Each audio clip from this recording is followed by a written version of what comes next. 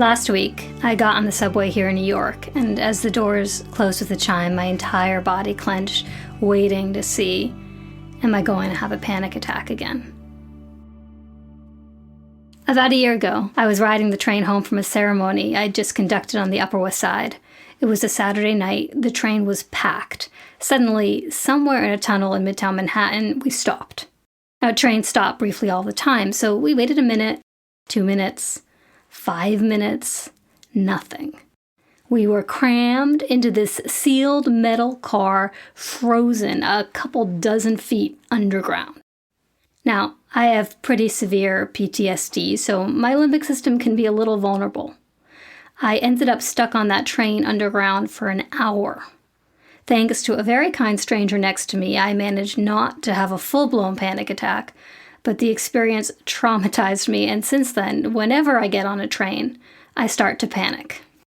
Have you ever had a panic attack? You might know, it's a pretty shitty experience. 0 out of 10 would not recommend. My new terror of subways has been a giant pain in the butt. I'm a New Yorker with 2 kids, so I have to ride the train all the time. And also, by the way, did I mention that I'm a rabbi? I felt a lot of shame that despite all of the psycho-spiritual tools I practice and that I teach to thousands of other people, I haven't been strong enough to heal this thing. And that shame, of course, puts more pressure on me, which has made my panic attacks worse. I've worked with a number of different therapies, and I've made a little progress on my subway panics, but sometimes I still struggle, and last week I'm on the train, the doors have just closed, and I start checking in with my body. Is this going to be okay? Am I going to end up starring in a viral TikTok of person on New York subway having a screaming, fainting, total meltdown? And then I remember the ancestor Miriam, my people's survival guide for any spiritual wilderness. So I turned to Miriam and I said, please, save me. Don't let me get lost in my terror. And then I sighed,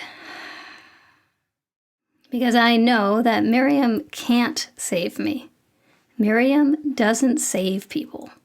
What Miriam does is she walks with us when we're in a spiritual wilderness, when we're feeling lost and disempowered.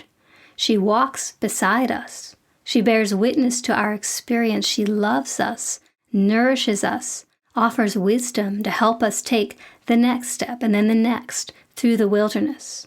And she reminds us that we are stronger than we know.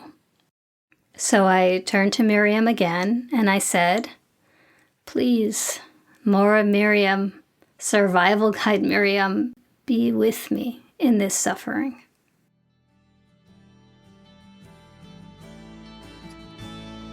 When we look out at the world, a lot of us are feeling like we are in a spiritual wilderness right now, globally, nationally, communally.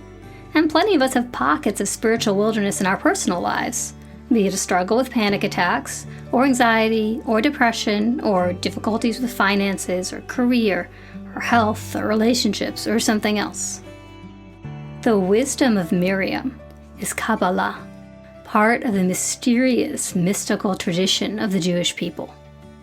The lineage of Miriam is independent from patriarchy and xenophobia. I don't know if we've ever needed Miriam more than we need her right now. Miriam just may have the spiritual vitamins you are looking for to nourish your soul. Subscribe now and come along with me as we embark on this 5-episode exploration of the 5-fold wisdom of Miriam that will support us in the wilderness of this moment. And please share the news of this podcast with your friends, your family, your feed.